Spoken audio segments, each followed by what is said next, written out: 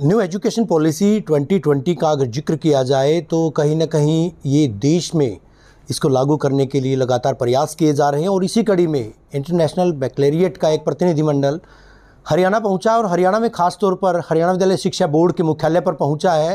हालांकि तकनीक के मामले में अगर बात की जाए, हरियाणा विद्यालय शिक्षा बोर्ड को दूसरे बोर्ड की तुलना में कहीं ना कहीं उत्तम माना जाता है। उसी बोर्ड का दौरा करने के मकसद से आज 3 अधिकारी यहाँ पर आए हैं। अगर मैं तारुफ करवाऊँ, श्रीमान महेश बालाकृष्णन जी हैं, senior manager development and recognition South Asia. Madam जो है doctor Amy Parker Dixon, global head of marketing UK से हैं। इसके अलावा mister Haf Benyon, global director of business development Hague से हैं। सबसे पहले हम बात करेंगे, यहाँ पर हमारे साथ जो है मिस्टर महेश बालाकृष्णन जी हैं, उनसे बात करेंगे। सर, एक डेलीगेशन आज जो है हरियाणा पहुँचा है, खासतौर पर हरियाणा विद्यालय शिक्षा बोर्ड मुख्यालय पहुँचा है। उद्देश्य क्या है सर, मकसद क्या है इस डेलीगेशन का? हमारा ये MOU हुआ था मई के महीने में। अभी हम लोग का इनसे है कि कोलैबोरेशन कैसा जिया आगे बढ़ रहे, ये एक फैसिलिटीज़ कैसा है, इनसे मिलके फर्दर डिस्कशन करने का उद्देश्य से आए थे। हम लोग को इनकी जो इंफ्रास्ट्रक्चर, लोग, सबसे परिचित होने के लिए आए। खासतौर पर आप पहुँचे हैं सर, साउथ एशिया को आप रिप्रेजेंट करते हैं, तो क्या लगा आपको हरियाणा में आकर के विशेष तौर पर? पहले हमें खुशी का लहर हमारे में, उसके अलावा एक अच्छी बात यह है कि इन लोग में जो उमंग है बदलाव लाने का और IB के साथ कोलैबोरेट करने का, हम उसको से वो जानकर बहुत खुशी हुई। Have you ever visited Haryana? I have visited and I've been to the board earlier as well. Okay sir, तो क्या कहेंगे सर, कितनी संभावनाएं लगती हैं हरियाणा में अगर बात करें शिक्षा के क्षेत्र में? उन लोग कमिटेड हैं, हम भी खुश हैं कि हमें भी उम्मीद है कि हम लोग मिलके एक साझे तरीके से आगे बढ़ें।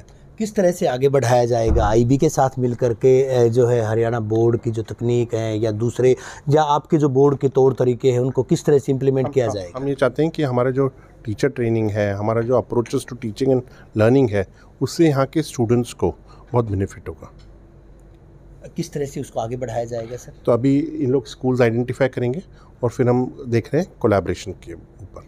एक MOU के तहत जिस तरह की जो बातें हुई थी उसके बाद तो जो पहले जो MOU था उसको अभी फाइनलाइज किया जाएगा कि कौन सा प्रोग्राम, कौन सा स्कूल और वो सब जो मैपिंग है वो प्रणाली। न्यू एजुकेशन पॉलिसी वो कितना इत्तेफाक रखती है सर आपके इंटरनेशनल बैकलॉरिएट से? तो जो NEP 2020 में अनाउंस हुआ था वो बहुत एक अच्छा प्रयास है भारत की तरफ से, लेकिन मेरे को ये बोलते हुए बहुत खुशी होती है कि NEP जो है वो हमारे बोर्ड से पूरा ड्रॉ करता है। लेकिन हम लोग बोलते हैं इंक्वायरर मॉडल, NEP बोलता है डिस्कवरी मॉडल, सब्जेक्ट चॉइसेस, वो हमारे इसमें ऑलरेडी है। उन लोग आज बोल रहे हैं कि कंटिन्यूस टीचर ट्रेनिंग, वो भी एक हमारे इसमें कंपलसरी टीचर ट्रेनिंग बहुत रिक्वायर्ड होता है हर स्कूल के लिए। आमतौर पर देखा जाता है, खासतौर पर क्योंकि हरियाणा की बात करें या पूरे भारतवर्ष की बात करें सर, भारत को गाँव का जो है देश माना जाता है। गाँव के लोग मोस्टली जो विद्यार्थी जो है शिक्षा अर्जन करते हैं, 10वीं 12वीं की बात करें या उसके बाद ग्रेजुएशन या PG की बात करें, वो जॉब ओरिएंटेड एजुकेशन चाहते हैं। क्या उसमें इस तरह का स्कोप है, आप जिस तरह का जो प्रयोग कर रहे हैं? IB का पूरा वही है कि हम हर बच्चे को अच्छी शिक्षा मिलनी चाहिए, ये हमारा उम्मीद है। हमारे जो डायरेक्टर जनरल हैं ओली पेका, उनका भी एक्सेस एजेंडा करके हम बोलते हैं कि हर बच्चे को का हक होना चाहिए एक अच्छे शिक्षण के लिए। वो IB उस पर तत्पर है और हमारा एक प्रोग्राम है IB करियर्स प्रोग्राम, जो सर ने पहले भी बोला था। उसके तहत अब वोकेशनल एजुकेशन अच्छे क्वालिटी का मिलता है, जो आपको जॉब्स के लिए भी तैयार करता है और अगर आप हायर एजुकेशन के लिए चाहते हैं उसके लिए भी है। चलिए, हरियाणा विद्यालय शिक्षा बोर्ड के अधिकारियों से भी हम चर्चा करने की कोशिश करेंगे, लेकिन इस बीच जो है मिस्टर हैफ बेनियन हमारे साथ हैं, global director of business development Hague. Sir, आपसे बात करूंगा मैं। How do you feel here in Haryana education board? We were very pleased with the visit. There's a lot of alignment in terms of focus and in terms of interest to improve education, and we like this kind of quality engagement. So having this kind of visit, meeting with the people, with the officials, was very informative for us, and hopefully will help us to bring the MOU to more fruitful kind of collaboration moving forward when we get back. So it was a very good trip. It's only one-day trip here, sir? Well, we have it's an extended trip in India, so this is one of our destinations. Dr. Amy, how do you feel here in Haryana board? It's been a wonderful day. It's been fantastic to visit Haryana and to meet the officials here and to see the campus and the school and where the teaching staff work. So that's been fantastic. We are very excited about the partnership. The IB has made it very clear that India is a huge priority for us as an organisation. So we're here for an extended visit to see some other cities and to meet some other education officials. You think the visit is very fruitful here? I think it's very fruitful. I think talking to each other, meeting one another, speaking face to face, understanding how we can have a productive partnership is crucial, and it's best done face to face. So we're delighted to be here. What message do you want to convey to the people of Haryana, to the people or to the students of Haryana, the students of India? I think the IB would like to convey that we're committed to them, we're committed to their education, we're committed to bringing them a high quality international education. We believe in them, we see them, we hear them, we understand their concerns as young people in a global world which is full of uncertainty. So I would say that we're really committed to their future. Thanks a lot. Sir, I would like to ask you one more question here. And what is the basic difference in the education system of India and in the rest of the world? It's a difficult question. I mean, India has its own system that is decentralized, where you have different states with different governors and different boards of education that work according to the national education policy. There are other countries that are very more centralized, but India is very large. So ये जो delegation हमने पहले MOU sign किया था इनके साथ 29 मई को 2023 में, और आज के दिन जब इस डेलीगेशन ने यहाँ पर विज़िट किया है तो इनका मेन उद्देश्य है वो ये जानना था कि कितना पोटेंशियल हरियाणा विद्यालय शिक्षा बोर्ड का है कि इनको इंडिया के अंदर जो हम अलग अलग जगहों पे इम्प्लीमेंटेशन करने वाले हैं इनके प्रोग्राम्स का, जैसे प्राइमरी ईयर्स प्रोग्राम है, मिडिल ईयर्स प्रोग्राम है, इंटरनेशनल बैकलॉरेट के कैरियर प्रोग्राम्स हैं और डिप्लोमा प्रोग्राम्स हैं, उनका कैसे अलाइनमेंट हम कर सकते हैं NEP 2020 के अकॉर्डिंग, और किस तरह का जो है इंफ्रास्ट्रक्चरल सिस्टम यहाँ पर रहा है उनके पास। तो इन सब का असेसमेंट करने के लिए लोग यहाँ पर आए थे। NEP 2020 का अंतर्राष्ट्रीय बोर्ड से क्या ताल्लुक है सर? हरियाणा में देश में लागू की जा रही है, उसका जो है इंटरनेशनल बैकलॉरेट से क्या ताल्लुक है? NEP 2020 का जो मेन उद्देश्य है, जिसमें कहते हैं कि हमें जो लर्निंग का सिस्टम है, रॉट लर्निंग से हम हटकर, रिटर्न पद्धति से हम हटकर बेसिकली डिस्कवरी बेस्ड लर्निंग की बात करते हैं, और यही कॉन्सेप्ट IB का भी है, वो इंक्वायरी बेस्ड एजुकेशन की बात करते हैं। तो उन्होंने जैसे बताया कि ऑलरेडी बहुत सारा कंपोनेंट है जो ऑलरेडी IB फॉलो करता है, जो कि ऑलरेडी NEP 2020 में है, तो उन्होंने अपने प्रोग्राम्स को NEP 2020 के अकॉर्डिंग अलाइन कर लिया है इंडिया के अंदर। और क्योंकि ये ग्लोबल लीडर्स हैं, अराउंड 160 कंट्रीज़ में ऑपरेट कर रहे हैं, इनके स्कूल्स हैं, तो इंडिया के अकॉर्डिंग अंदर उन्होंने उसी हिसाब से अलाइनमेंट करते हुए इसको इम्प्लीमेंट करने की बात कही है। यानी हरियाणा विद्यालय शिक्षा बोर्ड दूसरे राज्यों के विद्यालय शिक्षा बोर्ड और विद्यार्थियों के साथ साथ इस बोर्ड के साथ, अंतर्राष्ट्रीय बोर्ड के साथ मिलकर एक कड़ी का काम करेगा, माना जा सकता है सर? जी बिल्कुल। और उससे क्या है कि जो इनके इंटरनेशनल प्रोग्राम्स हैं या जो IB के जितने भी प्रोग्राम्स हैं वो ख़ास तौर पर उनके ग्लोबल रिकॉग्निशन है।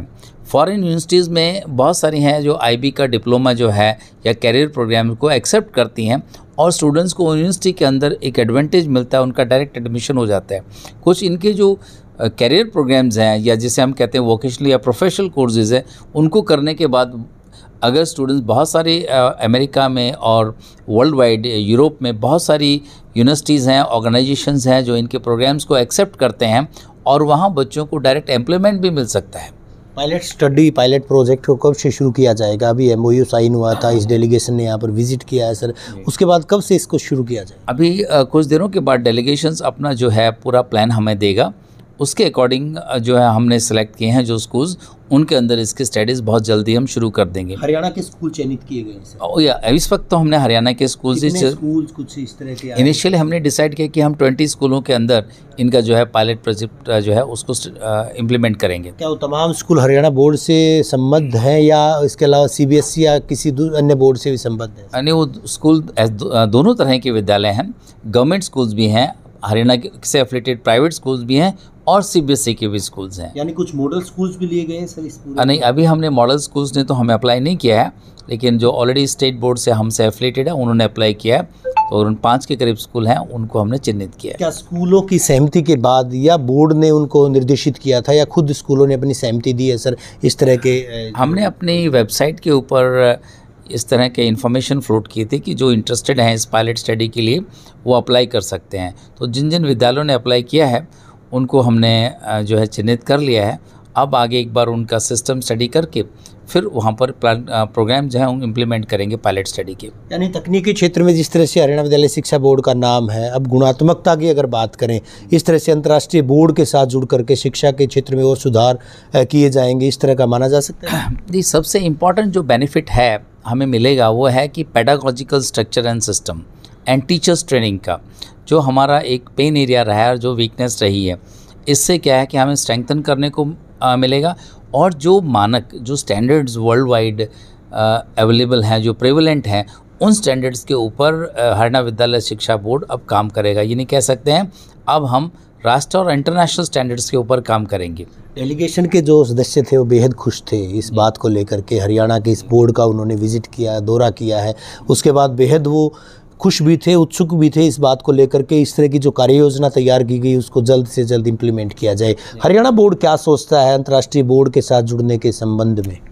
देखिए, हरियाणा विद्यालय शिक्षा बोर्ड को सबसे बड़ी चीज़ है कि हमें जो स्टैंडर्ड्स चाहिए, ऐसे बोर्ड से जुड़ने हमारी ग्लोबल रिकॉग्निशन होगी। आज हरियाणा विद्यालय बोले बेशक एक स्टेट बोर्ड है, लेकिन अब अंतर्राष्ट्रीय मानकों पे जब काम करेगा तो हमारी पूरी एक्सेप्टेबिलिटी हरियाणा में नहीं इंटरनेशनल लेवल पर होगी, क्योंकि वो एक जॉइंट सर्टिफिकेशन होगा।